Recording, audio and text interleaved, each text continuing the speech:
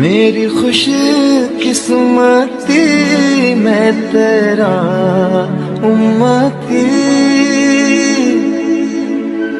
تو جزا میں رضا، تو کجا من کجا۔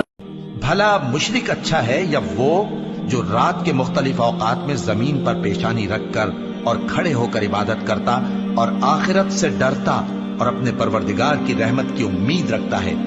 کہو بھلا جو لوگ علم رکھتے ہیں اور جو علم نہیں رکھتے، کیا دونوں برابر ہو سکتے ہیں؟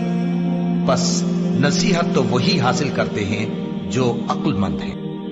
اور ہم نے جو پیغمبر بھی بھیجا ہے تو اسی لیے بھیجا ہے کہ اللہ کے فرمان کے مطابق اس کا حکم مانا جائے۔ اور یہ لوگ جب اپنے حق میں ظلم کر بیٹھے تھے، اگر تمہارے پاس آتے اور اللہ سے بخشش مانگتے اور پیغمبر بھی ان کے لیے بخشش طلب کرتے